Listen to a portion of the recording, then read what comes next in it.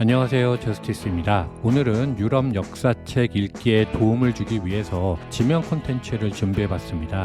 그 중에서 먼저 고대 그리스 페니키아 식민지 시대의 지역명들과 그리스 페르시아 전쟁과 관련한 지명을 개략적으로 알아보도록 하겠습니다. 다만 이 영상은 제가 지리학적 지식을 바탕으로 한 것이 아니라 역사책을 제가 읽으면서 자연스럽게 알게 된 것들을 말씀드리는 것입니다. 따라서 학술적 것은 아니라는 점 말씀드리고 시작하도록 하겠습니다.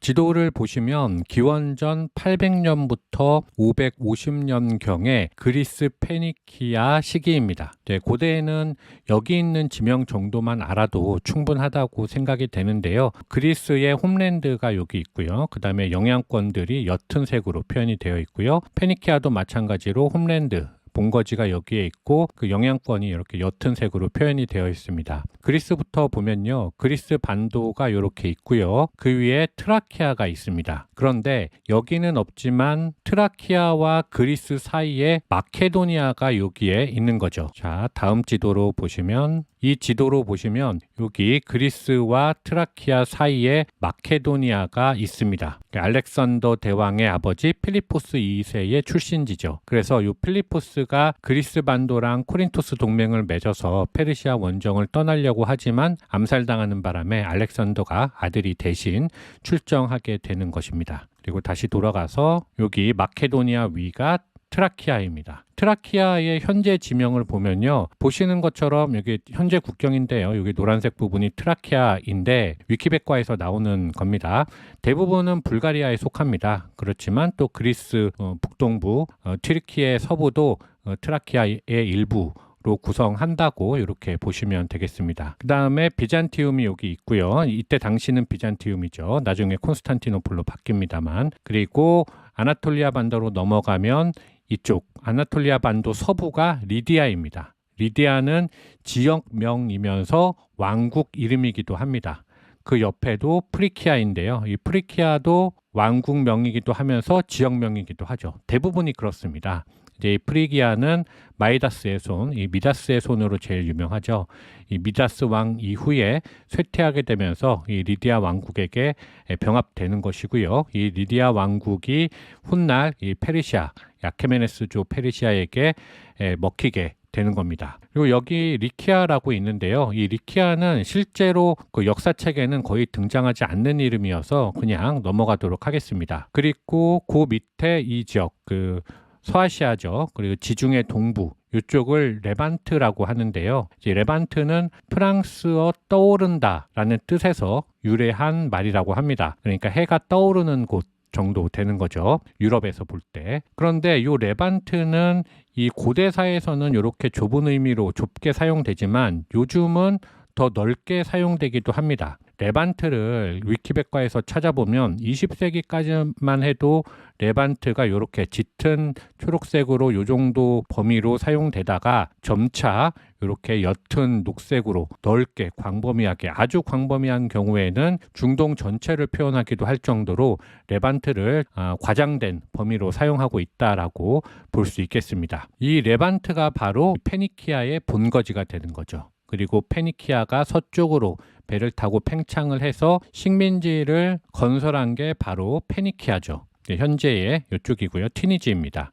그리고 그 밑에 북아프리카를 구성하고 있는 누미디아족, 여기 누미디아도 누미디아 왕국 또는 지역명으로도 사용이 됩니다. 그리고 그 동쪽으로 리비아, 이집트가 이렇게 있는데요. 이제 누미디아를 좀 더 좁게 사용하고 리비아를 좀 더 넓게 표현하고 있는 그런 지도들도 있기는 하죠. 그리고 유럽으로 넘어가면 이쪽이 이베리아 반도가 되겠고요. 이베리아인들이 있고요. 그 위에 켈트족, 켈트인들이 있습니다. 이 켈트족은 이제 오스트리아 쪽 할슈타트 문화에서 출발을 해서 점점 서쪽으로 이동하고 북쪽으로도 이동해서 이 북쪽이 프랑스, 독일 이쪽이 일대가 거의 다 켈트족들이 점령하고 있었다라고 보시면 되겠습니다. 고대에는. 그리고 브리튼 섬까지 넘어가게 되는 거죠. 그리고 이쪽 크로아티아, 세르비아 이쪽을 일리리아라고 하는데요. 초창기에 이제 로마가 형성되는 초창기까지 일리리아라고 불리다가 이후에 이제 로마의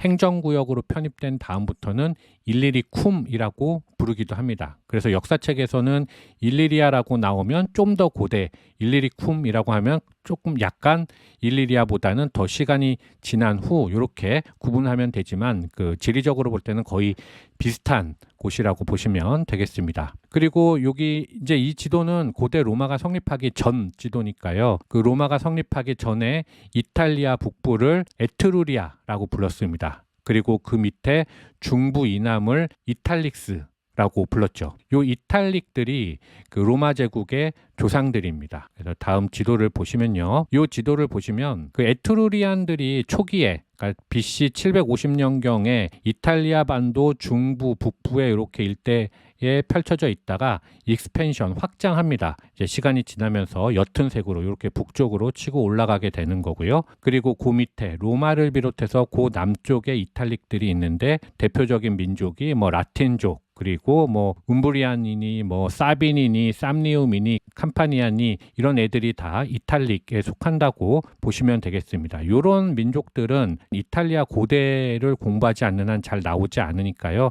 알아둘 필요는 없지만 굳이 라틴 정도 그리고 에트루리아는 좀 나오니까 같이 알아두면 역사책 읽기에 한결 도움이 되기는 합니다. 그리고 이쪽이 코르시카 섬이죠. 나폴레옹이 태어난 곳입니다. 그리고 요 밑에는 사르데냐입니다. 이 사르데냐는 이탈리아지만 이 코르시카는 현재 프랑스에 속한다는 점 그것도 같이 말씀드리도록 하겠습니다. 그리고 다시 돌아가서요. 트라키아 지방 위에 있는 게 게타이족이 또 있는데요. 이 게타이족은 트라키아인의 한 분파로 보지만 지역적으로 볼 때는 요쪽이 요 정도에 해당이 되죠. 그러니까 루마니아 남부, 불가리아 북부 이쪽에 게타이족들이 살았다 이렇게 보시면 됩니다.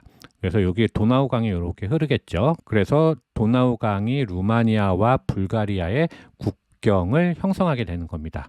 물론 여기도 다 나중에 로마 속주가 되는 거죠. 그리고 다시 돌아가서 이 게타이족 위쪽에 흑해 북쪽에 있었던 초원에 있었던 애들이 바로 스키타이 애들입니다. 유목민이죠. 역사상 최초의 유목 집단입니다. 가장 군사력이 셌던 애들이 이쪽에 있었고요. 나중에 물론 누구죠? 고트족이 이렇게 내려오면 고트족하고 스키타이 뭐 이런 애들이 다 섞였을 겁니다. 자, 이렇게 기본적인 것을 먼저 알아봤고요. 그 다음에 기원전 5세기에 있었던 그리스 페르시아 전쟁을 한번 보도록 하겠습니다.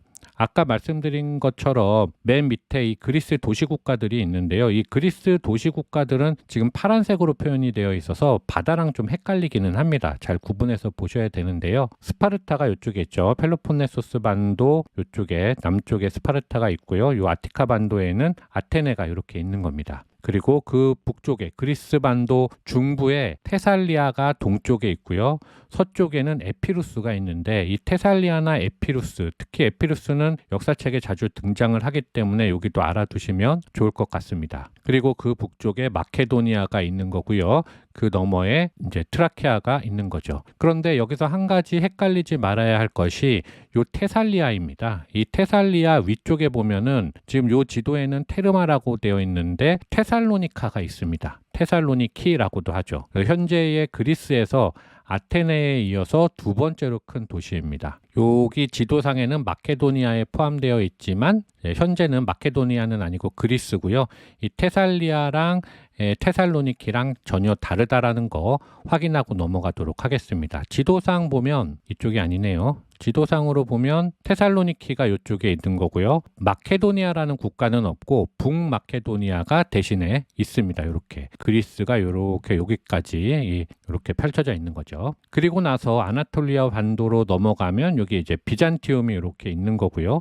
그 밑에 뭐 미시아라든지 리디아, 이오니아, 카리아 이런 곳들이 있습니다. 주요 전투가 있었던 곳을 보고 넘어가면요. 이렇게 메인 배틀이라고 X자 표시가 되어 있습니다. 확대해서 보면 기원전 490년에 먼저 아티카 반도에서 마라톤 전투가 펼쳐집니다. 그리고 밀티아데스 장군의 지휘로 페르시아군을 물리치는데요. 이때 필리피데스가 승전 소식을 알리기 위해서 마라톤 평원에서부터 아테네까지 달려갔다고 해서 마라톤 경기가 여기서 발생한 거죠. 그리고 10년 후인 기원전 480년 제2차 침입 때 테르모필레 협곡에서 물론 비록 패배하지만 크세르크세스 1세의 공격을 요 스파르타의 왕이었던 레오니다스와 300여 명의 소수 정예 부대가 저항했다. 그 영화 300의 배경이 된 곳으로 유명하죠. 그 전투가 테르모필레 전투입니다. 그리고 테르모필레 전투와 거의 동시에 일어난 전투가 아르테미니온 전투이고요. 그리고 테르모필레 전투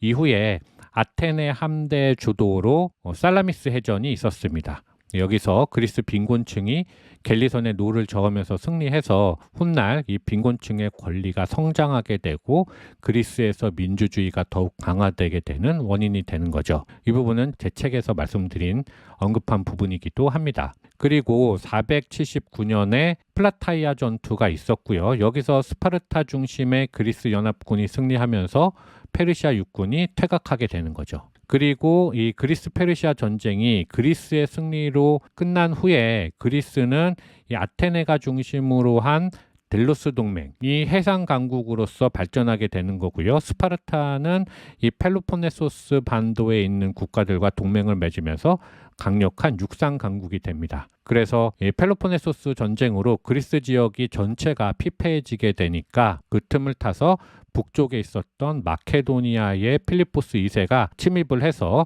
이 일대를 다 통합하고 알렉산더 대왕 그리고 이어지는 헬레니즘 시대로 가게 되는 거죠. 자, 이렇게 해서 오늘은 고대 그리스 페니키아 시대와 그리고 페르시아 전쟁과 관련한 유럽 역사책을 읽을 때 알아두면 좋을 그런 지명들을 몇 가지 살펴봤습니다. 다음 시간에 계속 이어가 보도록 하겠습니다. 이상 마치겠습니다. 감사합니다.